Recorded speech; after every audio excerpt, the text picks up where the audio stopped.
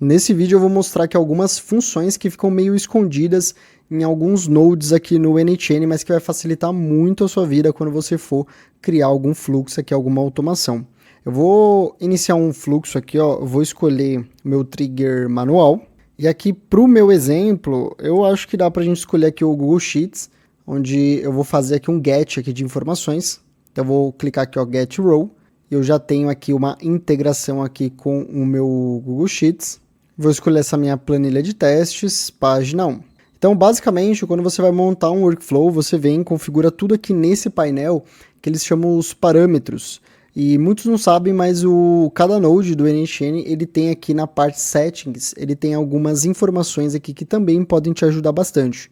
A principal função que eu quero mostrar é essa daqui de output data, que é essa função, ele permite que você sempre passe o node à frente, mesmo que não tenha nenhum dado. Então, por exemplo, vamos supor que aqui nos meus parâmetros eu vou fazer um teste. Então eu testei aqui e ele passou aqui, ó, duas linhas, né, 2 itens, e ele vai passar aqui para o meu próximo node. Então meu próximo node eu vou deixar esse aqui só de teste mesmo, que ele não faz nada. Então se eu clicar aqui, ó, para testar o workflow, ele vai vir e vai passar aqui para o meu próximo node. Porém agora, se eu vier aqui em filtros, por exemplo, vamos simular aqui um retorno vazio, e eu colocar aqui um nome qualquer, eu vou vir aqui e vou testar o meu workflow, e ele vai parar aqui. Então imagina que você queira fazer uma verificação, esse node ele tecnicamente não é tão obrigatório, mas você quer fazer uma verificação, e se ele retornar o dado você vai usar, mas se ele retornar vazio, você vai querer fazer ali um cadastro ou algo do tipo. Então nesse exemplo, se ele retornar aqui, ó, o da coluna nome, e ele não retornar nada, ele vai vir aqui e ele vai trazer aqui como vazio e ele não vai passar o meu workflow. Para que isso aconteça, a gente tem que vir aqui nos settings e a gente tem que habilitar essa opção aqui, que é a primeira opção que a gente vai falar. Então você vem, faz um teste, ele vai retornar vazio, mas ele vai seguir aqui o seu workflow. Então isso é muito importante. Então imagina, por exemplo, que você quer fazer uma verificação, que se esse registro não tiver, você quer cadastrar ele. Então você pode habilitar essa opção, que fica aqui na parte mais escondida, aqui em settings, e se ele retornar vazio, aí você pode colocar aqui um node if, por exemplo, e você pode pegar essa variável. Então se ele retornar vazio, você vem aqui, ó, Google Sheet.item.json, e aí você vai escolher aqui a opção aqui de objeto.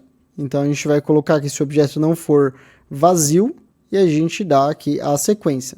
Então se o objeto não for vazio, ele vai para true, e se ele for vazio, ele vai para false. Então se ele for vazio, a gente vai cadastrar. Então a gente pode colocar aqui um node, né, de planilha que a gente vai fazer o cadastro.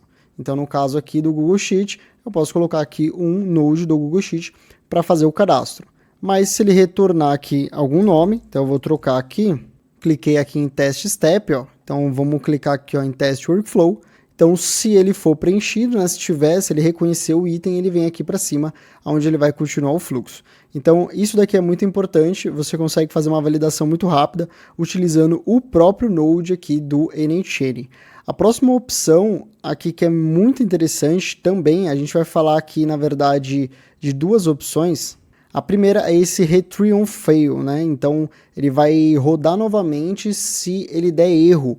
No caso dos aplicativos do Google, é realmente certo que vai dar um erro 503, por exemplo, que é o erro lá do servidor do Google. Então vai estar tudo certo com as suas credenciais, mas uma hora você vai rodar o fluxo ali e ele vai dar o erro 503, e se você rodar de novo ele vai dar certo. Então às vezes naquele curto período, o servidor lá do Google, lá, ele deu algum problema, ficou fora, e aí naquele segundinho deu problema no seu workflow. Então você pode habilitar essa opção, que ele te dá aqui, ó, já por padrão aqui o máximo de 3 vezes, e ele dá até aqui ó, um parâmetro de espera, né, o wait, né, a gente tem até um node aqui no NHN para fazer essa espera, em milissegundos. Então vamos supor que se ele der um problema, você quer aguardar 5 segundos ou 1 segundo, né, às vezes é bem rápido, 1 segundo já funciona muito bem aqui para os aplicativos do Google, e ele vai tentar 3 vezes. Se ele não conseguir, aí sim ele vai desistir, o workflow vai parar e ele vai gerar mensagem de erro. Então, assim, alguns nodes, principalmente do Google, eu gosto de habilitar essa opção, que ele vai tentar ali 3 vezes. Se ele deu sucesso, então, por exemplo, tentei aqui, ele rodou, deu sucesso, Então, sem problema nenhum, na primeira vez ele conseguiu. Então, ele não precisou dessas 3 vezes aqui. Então, ele não precisou aguardar 5 segundos.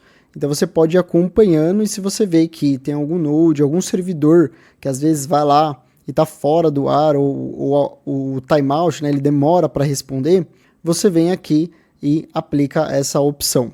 A próxima opção é a opção de erro, então ela é muito importante para você fazer um tratamento. Então, quando você está construindo um workflow, você tem que pensar sempre nos erros, sempre nas exceções. Então, por exemplo, se der algum tipo de erro, o que ele vai fazer? Ele vai parar o workflow.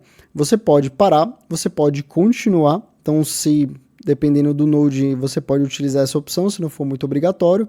Eu acho que essa opção não é a mais viável, mas a gente tem a opção aqui, ó, continue e use um output de erro. Então, quando você habilita essa opção, se a gente vê aqui, ó, agora ele tem mais uma saída aqui na parte de baixo, que é a saída de erro. Vamos ampliar aqui um pouquinho, ó. Então, a saída de erro. Então, se ele der erro, você pode vir aqui e fazer um outro fluxo. Você pode adicionar aqui um outro fluxo aqui na parte de baixo, porque se ele der erro, você quer fazer algum tratamento. Então, ou você vai tratar o erro e devolver para o usuário que deu erro, ou você vai tentar novamente depois. Então, por exemplo, você pode fazer aqui uma outra consulta, ou fazendo um loop, mas tem que tomar cuidado para você não criar um loop infinito, ou você pode vir aqui, duplicar e cadastrar aqui, fazer uma nova consulta. Enfim, você pode fazer o tratamento de erro que você achar melhor, dependendo do tipo de erro. Então, se ele vier aqui, você pode vir e fazer um node switch, né, por exemplo. Eu gosto muito de fazer assim.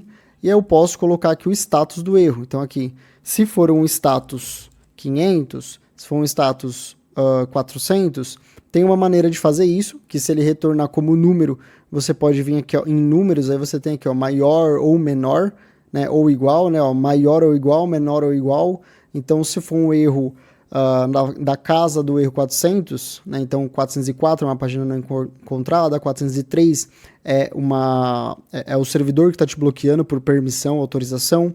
O erro 503, que é o mais comum que vai dar em servidores, quando o servidor não respondeu, ele dá um erro, não conseguir processar a sua mensagem. Então, você tem essas maneiras de tratar o seu workflow. Então, aqui na parte de settings, você tem aqui o output, né? Então a saída, você quer uma saída independente se tiver valor ou não. Isso é muito importante se você for consultar um cadastro. Então, se essa informação já está cadastrada, então se tiver, beleza, usa ela. Se não tiver, aí você vai para um outro fluxo e cadastra. Aqui essa outra opção aqui também é muito legal, que é o retree, então eu uso bastante. Então, às vezes APIs que eu sei que pode falhar naquele momento, mas que depois, se você consultar 1 segundo, 2 segundos depois, ele vai estar ativo. Então, assim, 1 segundo no mundo da programação é bastante tempo. Então, assim, tem APIs que você pode fazer 60 requisições por segundo, né? Você tem que ver as regras de cada API. Então, assim, 1 segundo é bastante tempo. Então, se não conseguiu naquele milésimo de segundo, aguarde 1 segundo, que são 1000 milésimos, né?